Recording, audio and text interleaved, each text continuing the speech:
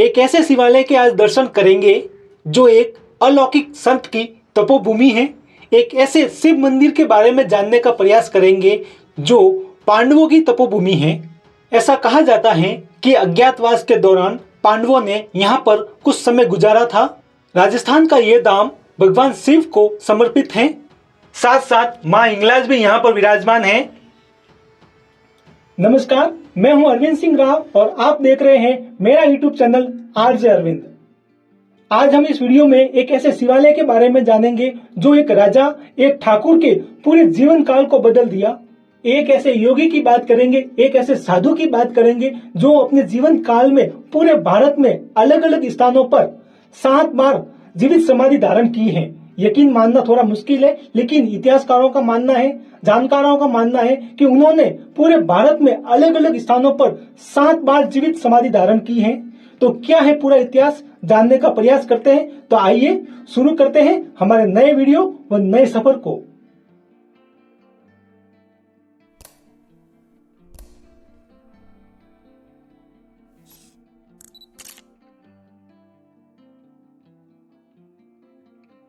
आज हम इस वीडियो में एक नए धाम के दर्शन के लिए निकल गए हैं। आज हम ऐसराना पर्वत जा रहे हैं। राजस्थान के जालोर जिले के आहोर तहसील में मौजूद अरावली पर्वतमाला का एक भाग जिसे ऐसराना पर्वत कहा जाता है। आहोर से लगभग 15 किलोमीटर की दूरी पर सुंदर वादियों के बीच एक शिवालय स्थित है। दोस्तों, हम भी पाडगरा गांव पहुंच चुके हैं। यहाँ से मंदिर की तरफ हम आगे बढ़ेंगे। यह मंदिर का प्रवेश द्वार। सामने जो पर्वत आपको दिखाई दे रहा है वहां पर विराजमान है भगवान सूर्येश्वर। यह शिव मंदिर सूर्येश्वर महादेव के नाम से पूरे भारत में प्रसिद्ध है। मंदिर के तलहटी तक हम पहुंच गए हैं। यह सामने नीचे का गेट बना हुआ है। यहाँ से ऊपर मंदिर तक सीसी रोड बना हुआ है। पहाड़ी पर स्थित मंदिर तक पहुंचने के लिए रोड बना हुआ है। आप अपना वाहन मंदिर तक ले जा सकते हैं। पहाड़ी पर स्थित मंदिर तक पहुंचने के लिए रास्ते में एक विश्राम गृह भी बना हुआ है। ये जो आप देख रहे हैं विश्राम गृह, और ये एक छोटा सा मंदिर जहां भगवान शिव और मां पार्वती विराजमान हैं। भारत आदिकाल से ऋषि मुनियों की तपोभूमि रहा है। यहाँ पर अनेक स्थानों पर अनेक साधु संतों, ऋषि मुनियों के तप, साधना व उनके चमत्कारों के किस्से हमने सुने हैं। भारत की कल्पना संतों के बिना नहीं की जा सकती। भारत में ऐसे ऐसे संत हुए हैं, उनके ऐसे ऐसे चमत्कार हैं, ऐसी तपस्या है जिस पर आज की युवा पीढ़ी शायद ही विश्वास करे। ये जो आप देख रहे हो यह है हाथीपौल, जो मंदिर का प्रवेश द्वार है। आज हम इस धाम के बारे में जानेंगे, इस शिवालय के बारे में जानेंगे तथा यहाँ पर तप करने वाले एक महान संत के बारे में जानेंगे। और उनके बारे में कहा जाता है कि उनकी आयु का कोई अता पता नहीं है। उन्होंने अपने पूरे जीवन काल में भोजन नहीं किया, केवल वायु का आहार करते थे। ऐसे महान योगी का नाम है श्री फतेहगिरी जी महाराज। उन्होंने इस धाम को जगत के सामने उजागर किया, इस धाम को पूरे भारत के सामने लेकर आए श्री फतेहगिरी जी महाराज। व इस धाम का इतिहास भी अलौकिक है। इतिहास में जाने से पहले आपसे निवेदन है कि आप मेरे चैनल पर पहली बार विजिट कर रहे हैं तो आप मेरे चैनल को सब्सक्राइब जरूर करें और बेल आइकन को ऑन कर दें ताकि आने वाले नए वीडियो की जानकारी आपको जल्दी से जल्दी मिल सके। तो आइए शुरू करते हैं इस वीडियो को। श्री फतेहगिरी जी महाराज से इस मठ में गादीपति की परंपरा शुरू हुई। वर्तमान समय में इस मठ के गादीपति श्री 1008 श्री महावीर गिरी जी महाराज, जो इस मठ के 19वें गादीपति के रूप में अपनी सेवा दे रहे हैं। अभी तक इस मठ में 19 गादीपति हुए हैं। जितने भी महंत साधु इस गादी पर बैठे हैं वे सभी चमत्कारी व महान योगी हुए हैं। ऐसराना पर्वत के इस सुंदर वादियों के बीच में सूर्येश्वर महादेव का अति प्राचीन एक सुंदर शिवालय है। ये जो पर्वत है और ये जो धाम है जिस गांव में स्थित है उस गांव का नाम है पांडगरा। पांडगरा से आप समझ सकते हैं कि इस धाम का इतिहास भी पांडवों से जुड़ा हुआ है। ऐसा कहा जाता है कि वनवास के दौरान पांडवों के द्वारा यहाँ पर तपस्या की गई, कुछ समय यहाँ रुके तथा इस शिवालय की स्थापना की। इस शिवालय में मौजूद शिवलिंग एक प्रकार से स्वयंभू शिवलिंग है जो 2 चट्टानों के बीच एक गुफा में स्थित है। ये जो आप देख रहे हैं ये 2 चट्टानों के बीच में स्थित स्वयंभू शिवलिंग जो इस धाम में सूर्येश्वर महादेव के नाम से जाने जाते हैं। यह शिवालय एक प्रकार से गुप्त शिवालय था। इस धाम के बारे में लोगों को ज्यादा ध्यान नहीं था। इसी दौरान हजारों वर्षों बाद एक संत यहाँ आए। हरियाणा की भूमि से एक साधु घूमते घूमते इस धरती तक आए, जिनका नाम था श्री 1008 दादा गुरु श्री फतेहगिरी जी महाराज। दादा गुरु जी यहाँ आकर तपस्या करते हैं। श्री फतेहगिरी जी महाराज इस शिवालय को देखकर समझ गए कि यह प्राचीन शिवालय है और ये जो शिवलिंग है यह अपने आप में एक सिद्ध व दिव्य है। ऐसा कहा जाता है कि श्री फतेहगिरी जी महाराज ने यहाँ पर लगभग 150 वर्षों तक माँ हिंगलाज की तपस्या की तथा उन्हें प्रसन्न किया तथा यहाँ पर माँ हिंगलाज को विराजमान किया। ये जो आप देख रहे हैं यह है माँ हिंगलाज का दिव्य धाम। श्री फतेहगिरी जी महाराज की भक्ति इतनी सिद्ध थी कि इस भूभाग में बहुत सारे जंगली जानवर रहते थे, वो भी इन योगी जी से प्रेम करते थे। पाडगरा गांव से कुछ दूरी पर स्थित है एक गांव जिसका नाम है सामुजा। वहां के ठाकुर साहब सूरसिंह जी उदावत। ठाकुर साहब को शिकार का बड़ा शौक था। वे अक्सर इस ऐसराना पर्वत के इस क्षेत्र में अधिकतर शिकार करने आया करते थे। उस समय यहाँ पर जंगली सुअर बहुत थे, जिनका अक्सर शिकार हुआ करता था। पशु प्रेमी श्री फतेहगिरी जी महाराज इन जीवों का शिकार देखकर हैरान थे। श्री फतेहगिरी जी महाराज इन जीवों की रक्षा के लिए तथा इस शिवालय को लोक कल्याण के लिए जनता के समक्ष लाना चाहते थे। श्री फतेहगिरी जी महाराज एक सिद्ध योगी थे। उन्होंने एक विशाल जंगली सुअर का रूप धारण कर सामुजा गांव पहुंच जाते हैं।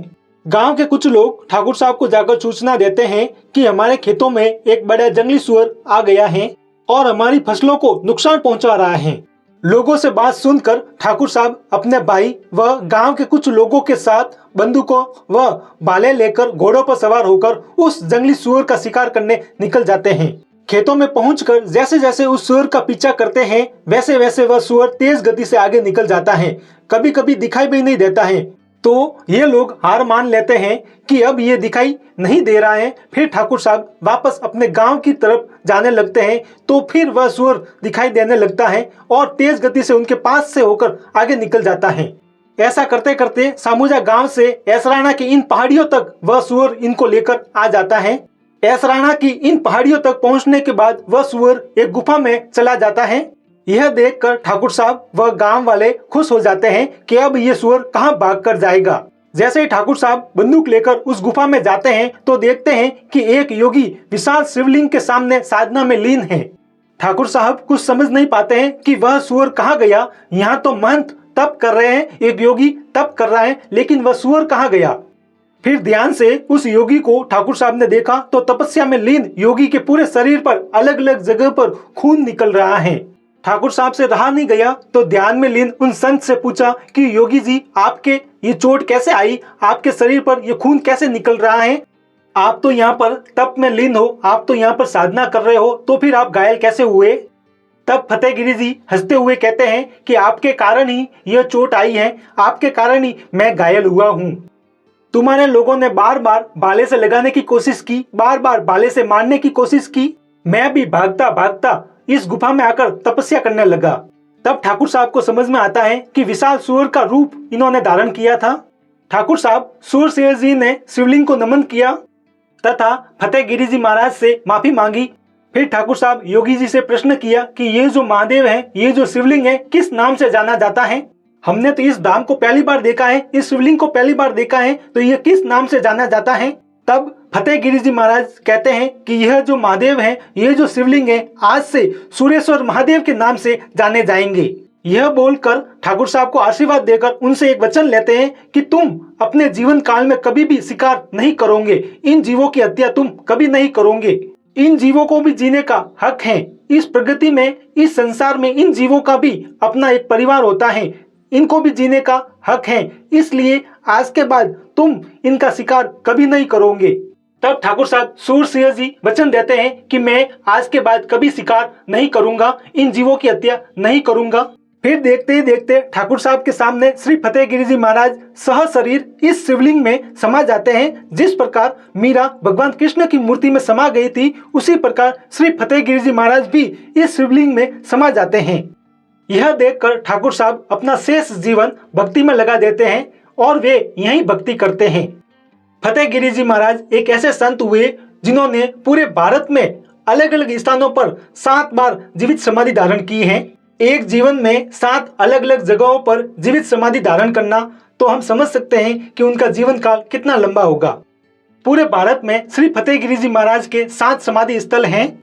यह जो धाम है, यह जो मंदिर है, यह एक दिव्य शिवालय है। सुरेश्वर महादेव के साथ साथ यहाँ पर 12 ज्योतिर्लिंगों के भी दर्शन होते हैं। यहाँ पर 12 ज्योतिर्लिंगे स्थापित की गई हैं। मंदिर के प्रांगण में एक और माँ हिंगलाज भी विराजमान है। ये जो आप देख रहे हैं माँ हिंगलाज का मंदिर। माँ हिंगलाज के मंदिर में प्रवेश करते ही सामने एक तरफ भगवान कार्तिकेय के दर्शन होते हैं तथा एक तरफ माँ अन्नपूर्णा के दर्शन होते हैं। मंदिर में सामने तप स्थान है जहाँ पर फतेहगिरी जी महाराज तप करते थे। यहाँ श्री फतेहगिरी जी महाराज की प्रतिमा भी लगी हुई है। यह आप दर्शन कर रहे हैं माँ हिंगलाज के। माँ हिंगलाज यहाँ पर विराजमान है। श्री फतेहगिरी जी महाराज तप कर माँ हिंगलाज को पसंद किया था तथा यहाँ पर विराजमान किया था। मंदिर प्रांगण में एक और माँ चांचोरी भी विराजमान है। यहाँ पर 2 जीवित समाधि भी हैं। श्री 1008 श्री सेवागिरी जी महाराज व श्री 1008 श्री रामगिरी जी महाराज की यहाँ पर जीवित समाधि है। शेष सभी देवलोक हुए गादीपतियों की यहाँ पर समाधि स्थल हैं। इस दिव्य धाम की मान्यता है कि शरीर पर कोई चोट हो या कोई दाग हो तो यहाँ का चरणामृत लगाने पर वह घाव व दाग ठीक हो जाते हैं। मंदिर प्रांगण में एक और पट बना हुआ है जिस पर सभी गादीपतियों के नाम अंकित हैं। ये जो आप देख रहे हैं ये वही पट है। इन पट पर सभी गादीपतियों के नाम अंकित किए गए हैं। इस पट का निर्माण यहाँ के 18वें गादीपति श्री पर्वतगिरी जी महाराज ने करवाया था। आज आपने सुरेश्वर महादेव के दर्शन किए, इस यसराना पर्वत के नज़ारे देखे, इस धाम के इतिहास के बारे में जाना, तो आपको आज का वीडियो कैसा लगा कमेंट करके जरूर बताएं। वीडियो को लाइक व शेयर जरूर करें और मेरे चैनल को सब्सक्राइब भी जरूर करें। आज के लिए बस इतना ही, फिर मिलेंगे एक नई वीडियो के साथ।